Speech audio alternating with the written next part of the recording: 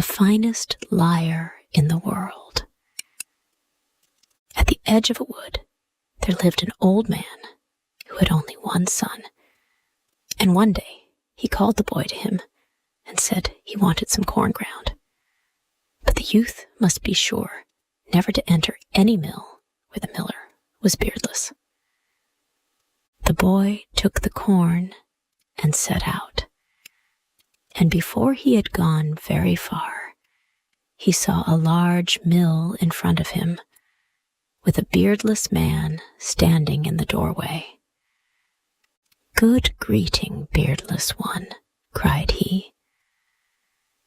"Good greeting, sonny," replied the man. "Could I grind something here?" "Yes, certainly. I will finish what I am doing, and then you can grind as long as you like." But suddenly, the boy remembered what his father had told him, and bade farewell to the man, and went further down the river, till he came to another mill, not knowing that as soon as his back was turned, the beardless man had picked up a bag of corn and run hastily to the same mill before him. When the boy reached the second mill and saw a second beardless man sitting there, he did not stop, and walked on till he came to a third mill. But this time also the beardless man had been too clever for him, and had arrived first by another road. When it happened a fourth time, the boy grew cross and said to himself, "It is no good going on. There seems to be a beardless man in every mill."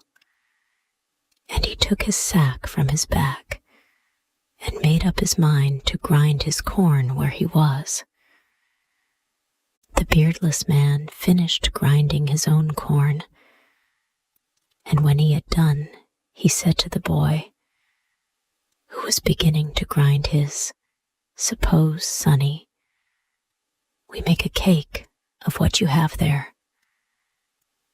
Now the boy had been rather uneasy when he recollected his father's words, but he thought to himself, "What is done cannot be undone," and answered, "Very well, so let it be." Then the beardless one got up, threw the flour into the tub, and made a hole in the middle, telling the boy to fetch some water from the river in his 2 hands to mix the cake. When the cake was ready for baking, they put it on the fire and covered it with hot ashes till it was cooked through. Then they leaned it up against the wall, for it was too big to go into a cupboard, and the beardless one said to the boy, "Look here, sonny, if we share this cake, we shall neither of us have enough. Let us see who can tell the biggest lie, and the one who lies the best shall have the whole cake." The boy, not knowing what else to do, answered, "All right, you begin." So the beardless one began to lie with all his might, and when he was tired of inventing new lies, the boy said to him, "My good fellow, if that is all you can do, it is not much. Listen to me, and I will tell you a true story. In my youth, when I was an old man, we had a quantity of beehives. Every morning when I got up, I counted them over, and it was quite easy to number the bees, but I never could reckon the hives properly. One day, as I was counting the bees, I discovered that my best bee was missing, and without losing a moment, I saddled a cock and went out to look for him. I traced him as far as the shore, and knew that he had crossed the sea, and that I must follow.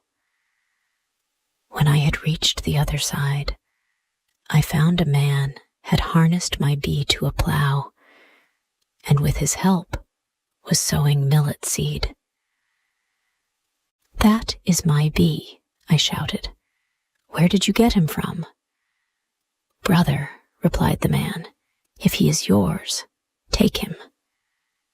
And he not only gave me back my bee, but a sack of millet seed into the bargain, because he had made use of my bee.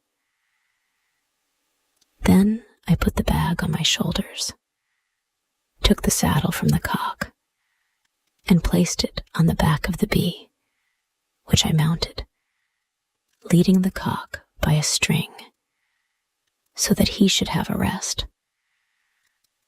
As we were flying home over the sea, one of the strings that held the bag of millet broke in two, and the sack dropped straight into the ocean.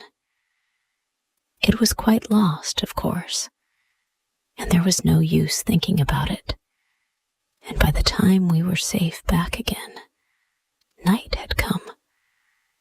I then got down from my bee and let him loose, that he might get a supper, gave the cock some hay, and went to sleep myself. But when I awoke with the sun, what a scene met my eyes. During the night, wolves had come and had eaten my bee, and honey lay ankle-deep in the valley and knee-deep on the hills. Then I began to consider how I could best collect some to take home with me. Now it happened that I had with me a small hatchet, and this I took to the wood, hoping to meet some animal which I could kill, whose skin I might turn into a bag. As I entered the forest, I saw 2 roe deer hopping on one foot, so I slew them with a single blow and made 3 bags from their skins, all of which I filled with honey and placed on the back of the cock. At length, I reached home, where I was told that my father had just been born, and that I must go at once to fetch some holy water to sprinkle him with. As I went, I turned over in my mind if there was no way for me to get back my millet seed, which had dropped into the sea. And when I arrived at the place with the holy water, I saw the seed had fallen on fruitful soil and was growing before my eyes. And more than that, it was even cut by an invisible hand and made into a cake.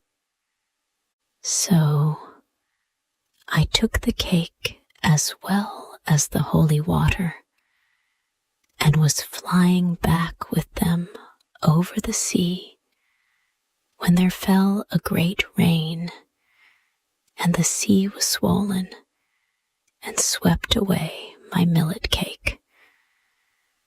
Ah, how vexed I was at its loss when I was safe on earth again. Suddenly, I remembered that my hair was very long. If I stood, it touched the ground, although if I was sitting, it only reached my ears. I seized a knife and cut off a large lock, which I plaited together, and when night came, tied it into a knot and prepared to use it for a pillow. But what was I to do for a fire? A tinder box I had, but no wood. Then it occurred to me that I had stuck a needle in my clothes, so I took the needle and split it in pieces and lit it, then laid myself down by the fire and went to sleep. But ill luck still pursued me. While I was sleeping, a spark from the fire lighted on the hair, which was burnt up in a moment. In despair, I threw myself on the ground and instantly sank in it as far as my waist. I struggled to get out, but only fell in further. So I ran to the house, seized a spade, dug myself out, and took home the holy water.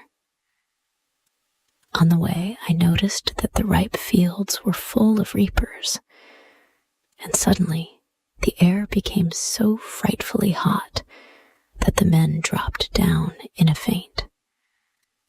Then I called to them, "Why don't you bring out our mare, which is as tall as 2 days and as broad as half a day, and make a shade for yourselves?" My father heard what I said and jumped quickly on the mare, and the reapers worked with a will in the shadow, while I snatched up a wooden pail to bring them some water to drink. When I got to the well, everything was frozen hard, so in order to draw some water, I had to take off my head and break the ice with it. As I drew near them, carrying the water, the reapers all cried out, "Why, what has become of your head?" I put up my hand and discovered that I really had no head, and that I must have left it in the well. I ran back to look for it, but found that, meanwhile, a fox which was passing by had pulled my head out of the water and was tearing at my brains.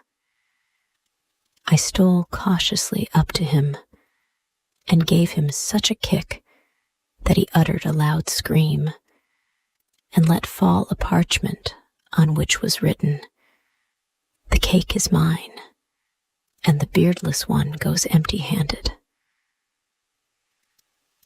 With these words, the boy rose, took the cake, and went home, while the beardless one remained behind to swallow his disappointment.